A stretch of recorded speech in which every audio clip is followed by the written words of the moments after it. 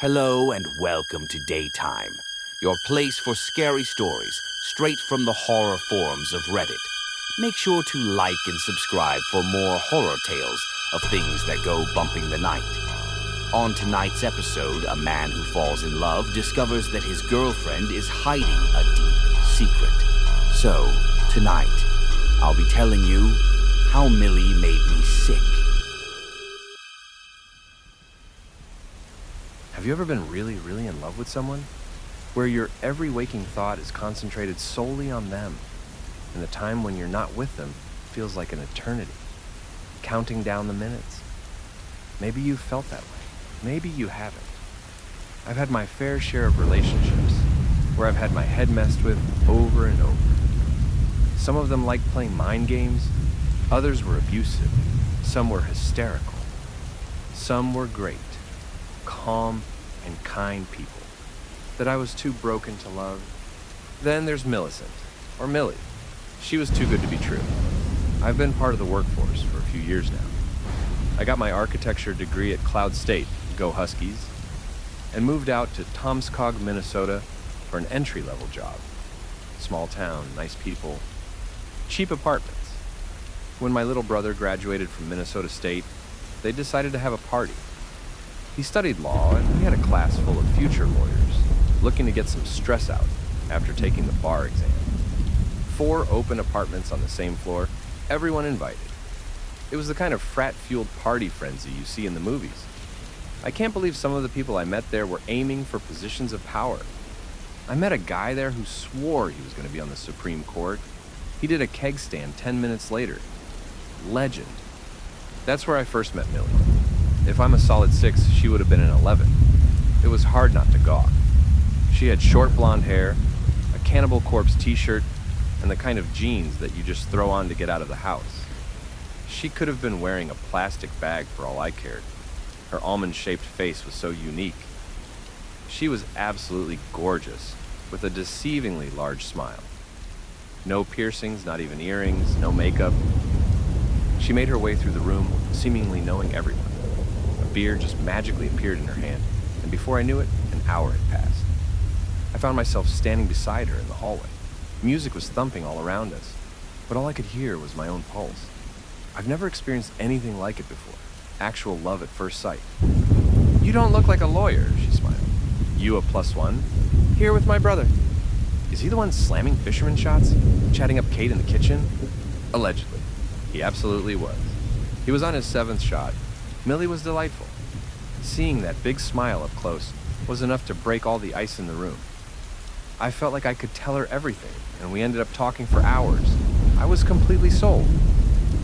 By the end of the night, we were making out in the backseat of my car like teenagers. I'll be the first to admit that I got a bit obsessed with her. I texted her every day, but she always seemed so busy. She hadn't graduated yet. She was getting a master's degree in applied statistics. She didn't seem like the kind of person who would spend hours cooped up in a room with a bunch of numbers, but everything about Millie was a mystery to me. We started dating regularly. Most of the time, we were just going out to eat and watch a movie. Nothing big. The night would always end the same, though, with a heavy makeout session. Sometimes more. She loved just hanging out at my place, even though she thought my scented candles was a bit much. I like sandalwood, sue me, but something was wrong. I've never been very sickly, but I started developing multiple ulcers, and I was losing a lot of weight. I've always had a bit of a frail physique, so losing more weight was dangerous. I could barely make it out of bed some days, and I remember once just sitting with a plate of spaghetti in front of me and trying to force myself to eat. It was too painful. I used to love pasta, but at that moment, it looked like I'd opened a can of worms. Of course, when I told Millie about it, she would always come right over. She took care of me for days at a time. Helped me cook, clean, make the bed, pretty much everything. She used to bring over this delicious yogurt that made me feel like an actual human for a while. We'd cuddle up and watch Friends for hours on end. And of course, plenty of making out. That goes without saying. But things just got worse. It got to the point where I had to be hospitalized and put on intravenous drip, as my body seemed unable to keep food down. My parents drove up to see me. All I could think about was Millie and how worried she'd be. Oddly enough, she didn't come see me despite me texting her about it. The doctor talked about a serious vitamin B deficiency. I was given plenty of pills and a strict dietary regimen. I'd be back on my feet and ready to get back to work in a couple of days, he promised. He also told me I had to stop smoking or I'd develop a serious emphysema. When I told him I didn't smoke, he just shook his head in disbelief. I was given some prescription painkillers. The day I was let out of the hospital, I met Millie in the parking lot. She seemed surprised that my brother was there with me, and the two of them met for the first time. It was an awkward meeting on both sides. No more than a, hey. That was it. Later that night, I called him about it. Millie had gone home for the night, but she promised she'd be back after class the following day. My brother hadn't seen us together before, so I figured he was just surprised. I'm happy for you, he said, but she's bad news. You're just jealous, I laughed. No, I mean, she has a reputation. Come on. I'm telling you, she's weird. She only dates sick guys. Apparently she had dated 3 guys who were all very sick. 2 of them had to move out of state for special treatment. The third moved back in with his parents for long-term care. The next time Millie came back to my place, we ended up making out in the bedroom. I couldn't shake the idea that she was dating me for a reason. I noticed I was having a hard time opening my eyes or pushing her away. I was so occupied with those loving little kisses. Finally, I forced myself away to get a good look at her. I kind of wish I hadn't.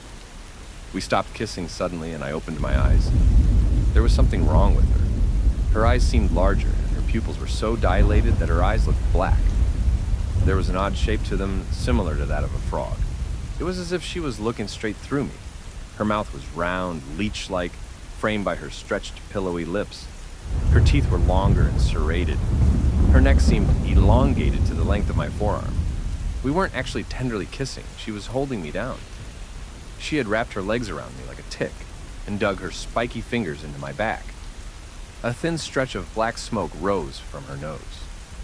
It dawned on me. We had never just kissed or made out. She'd done this to me 100 times. She would lull me into this hypnotic state and then just suck the life out of me like a leech. She would blow white smoke into my lungs and then inhale black smoke back into herself. We would lie there, her breathing through my body for hours. I wouldn't remember anything but a pleasant night with a pretty girl, as my body was flooded with hormones and adrenaline, drained of whatever she needed from me. The painkillers must have made it easier for me to wake up. I had woken up like this before briefly, and every time she would just clamp down and make me forget again. Millie was inches away from my face. She held me down, but I managed to free my arm. I pushed my hand against her face. She shrieked. Not a scream, but a weird shriek. She was inhaling air through what sounded like 3 different windpipes, making a flute-like reverse yell. I was coughing up black smoke, and she tried to suckle up every puff. I managed to roll over, but she clung to me like a backpack. I felt that round mouth trying to attach to me, but I was moving too much.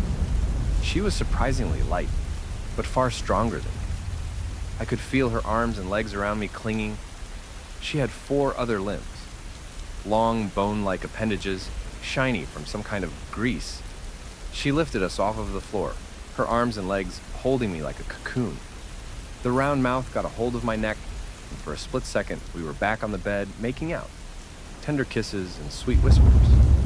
And dash. But we weren't. I was being flooded with hormones, my head dipping in and out of consciousness. As I coughed up the final puff of black smoke, I felt my mind clearing.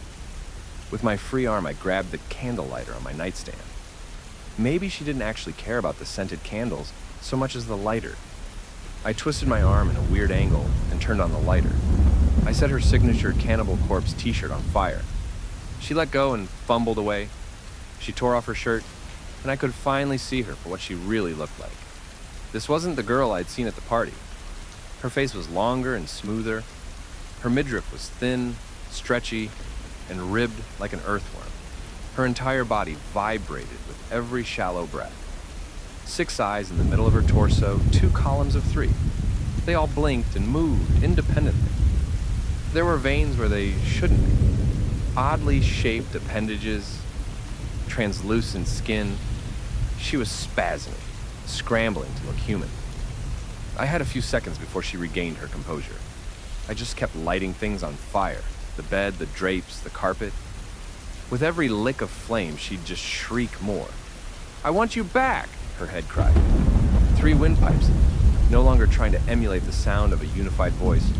"I'll be careful. You won't remember." My heart was pounding so hard I could barely hear her. The smoke alarm went off. Millie didn't even stand on her legs anymore. She folded her arms and legs into herself. Her head leaned back into her neck, fitting perfectly into an unnatural angle. A ball of Millie, held up by sticky bones coming out of her sides. The sounds were coming from her hollow neck. "I want to watch Friends," she cried, every vowel vibrating. "I want a snack. I want to cuddle." In a last-ditch effort to get to me, she forced herself through the fire. I locked myself in the bathroom. I'd rather die from smoke inhalation than from whatever she turned out to be. She kept pounding the door, a smatter of splats and thuds, but the door didn't budge. The fire alarm was going crazy, and soon the pounding stopped. She was gone. This was a few years ago, but I still can't kiss anyone with my eyes closed. I have nightmares about that black smoke filling up my body, then getting sucked out. It was like someone giving me mouth to mouth. Their air blowing out of my nose. That face breathing through me, like an extension of their lungs. Her flirty eyes, nothing more than a trick to get close to me. Pretty little lips wrapped around a monster's mouth. Too large for a human cranium. I don't think I'll ever get over it. I can still feel my body aching to get back to her. My body loved Millie. Knowing what really happened and what she is the only defense I have from trying to find her again. It would be so easy to just let go, to let her have me. But I would be dead. But, of course, I have doubts. Maybe she really cared. Maybe she would be more careful if we tried again. See how easy it is? Never again. I'm telling you this as a warning. If someone seems too good to be true and makes you feel better than you've ever felt, maybe there's a reason. Just open your eyes every now and then. Take a good look. Is this really...